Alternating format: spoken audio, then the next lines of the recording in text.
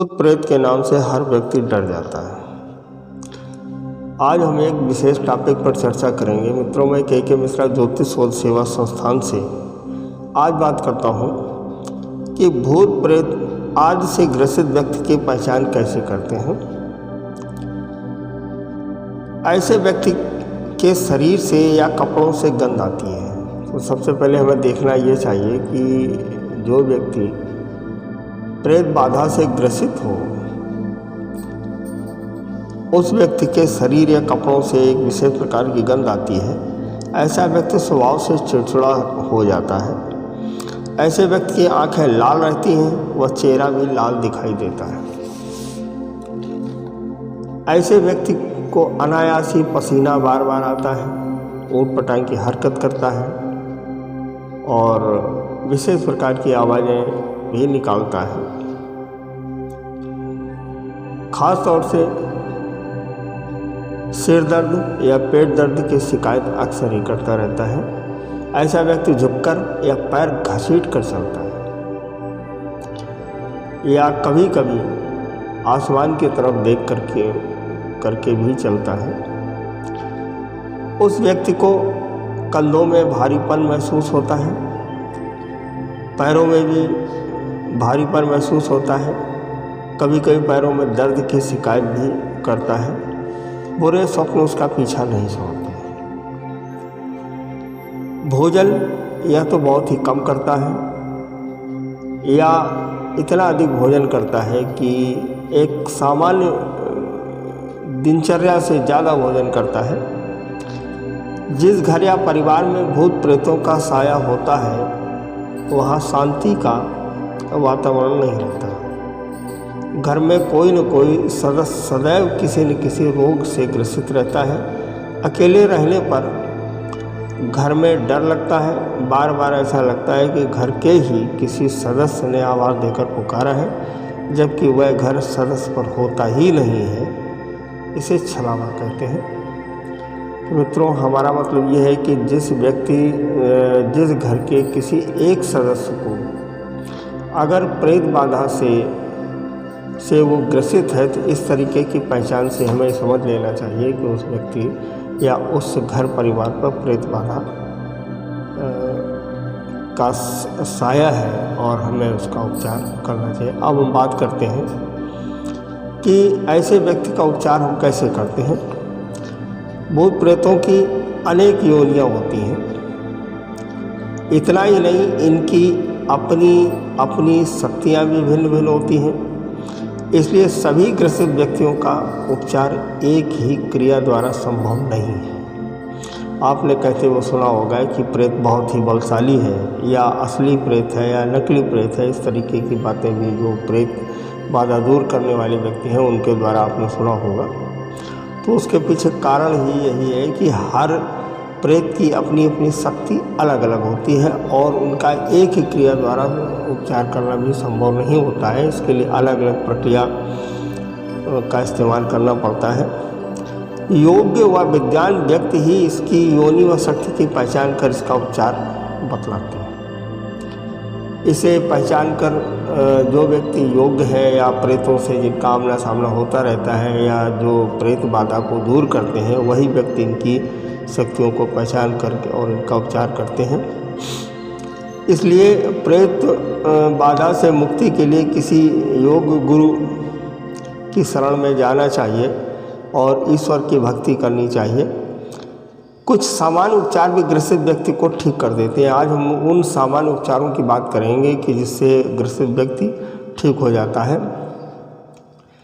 ये उपचार उतारा या उसारा के रूप में किया जाता है। ये एक साधारण बोलचाल की भाषा में उतारा या उसारा भी बोलते हैं। ग्रसित व्यक्ति के गले में, अब हम उपचार की बात करते हैं।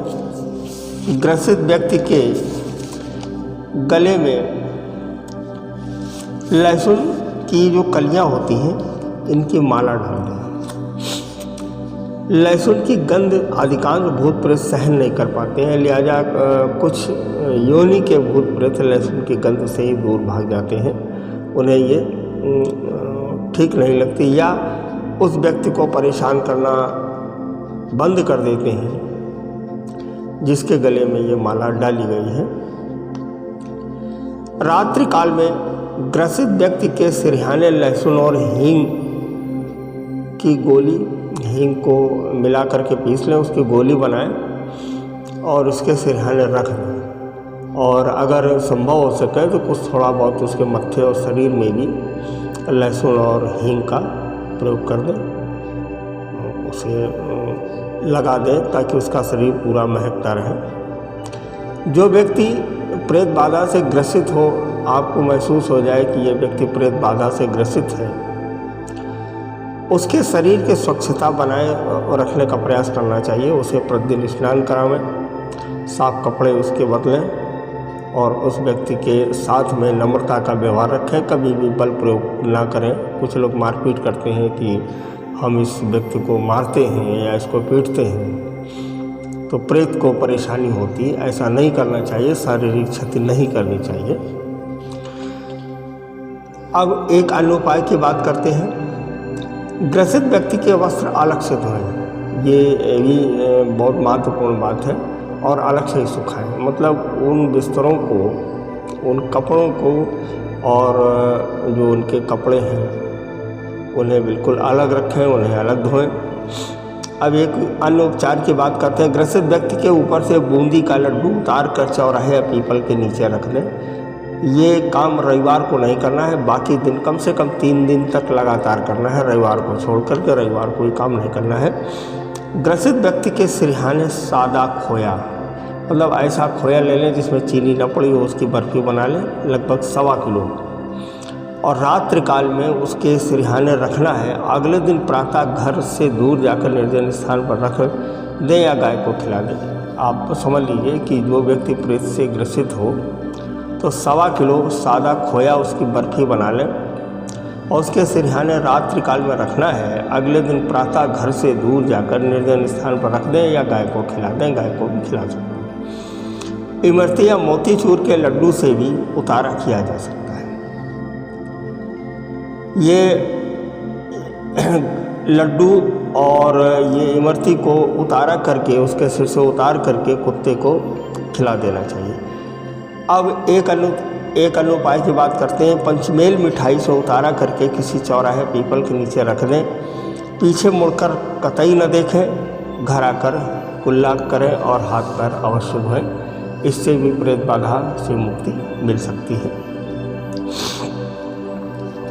अब एक अन्य उपाय की जो है बात करते हैं।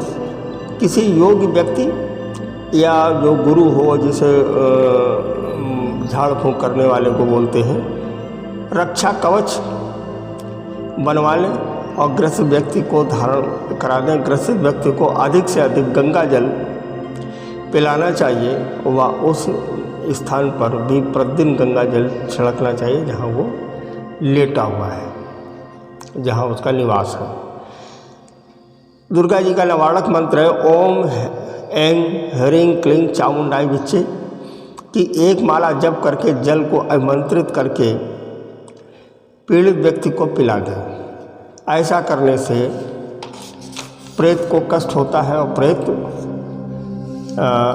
उस व्यक्ति को परेशान नहीं करता या छोड़ करके भाग जाता है, चला जाता है। अब नंबर आता है कि हमें क्या नहीं करना चाहिए, हमें प्रेत बाधा क्यों हमें ग्रसित कर लेती है, हमें किन किन स्थानों में नहीं जाना चाहिए, कौन सा ऐसा काम न करें जिससे प्रेत बाधा से हमें कष्ट हो।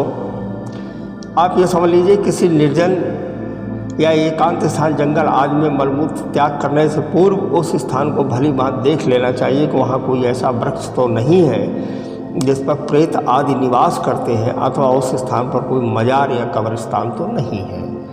बात को समझ लीजिए। जब भी कभी पेशाब या लव शंका या मलमूत्र वगैरह के लिए जब व्यक्ति जंगल या कोई ऐसे स्थान में जाता है जहाँ पर देख ले कि कोई ऐसा वृक्ष नहीं है जिस पर प्रेत निवास करते हैं, या कोई मजार है या कोई कब्र वगैरह तो नहीं है, इस बात का ध्यान रखना चाहिए।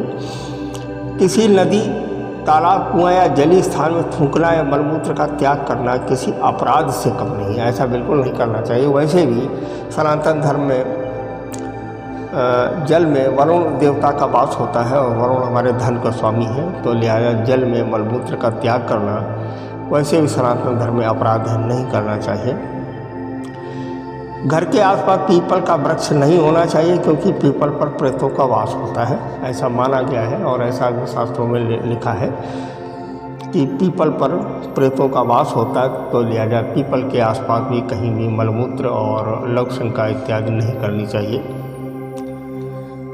गूलर, मौलश्री, शीशम, मेहंदी आदि के वृक्षों पर भी प्रेतों का वास होता है। इन वृक्षों के नीचे नहीं जाना चाहिए और न ही खुशबूदार पौधों के पास जाना चाहिए। अन्य उपाय की बात करते हैं कि जिनसे हमें प्रेत बाधा से मुक्ति मिल सकती है। सेब एकमात्र ऐसा फल है जिस पर क्रिया आसानी से की जा सकती है। मतलब अगर किसी को प्रेत बाधा से हमें परेशान करना हो तो सेब एक ऐसा फल है कि जिसमें क्रिया और ये सारे तांत्रिक क्रियाएँ हो सकती हैं। तो लिहाजा किसी का दिया हुआ सेब नहीं खाना चाहिए, और ख़ास तौर से जिनसे हमारी दुश्मनी चलती हो या किसी प्रॉपर्टी वगैरह का कोई झंझट विवाद हो, तो अगर उसके हाथ से हमें सेब का फल नहीं लेना चाहिए। एक काम और न करें, पूर्णतः निवश होकर नहीं नहाना चाहिए। प्रतिदिन प्रातःकाल घर में गंगा जल का छिड़काव करें। प्रत्येक पूर्णमासी को घर में सत्यनारायण की कथा अवश्य करवाएं। सूर्य देव को प्रतिदिन जल दें, अर्घ्य दें। घर में ऊँट की सूखी लीद की धुनी दें और गूगल वगैरह को सुलगाएं, उसकी धुनी बनाएं, उसे धुनी उसकी दें। अब एक बात और करते हैं कि आगे हम क्या न करें कि जिससे में भूत प्रेतों का हमारे ऊपर असर न हो। अपनी आत्मशुद्धि व घर की शुद्धि हेतु प्रतिदिन घर में गायत्री मंत्र से हवन करें। अपने इष्ट देवी देवता के समक्ष घी का दीपक प्रज्वलित करें।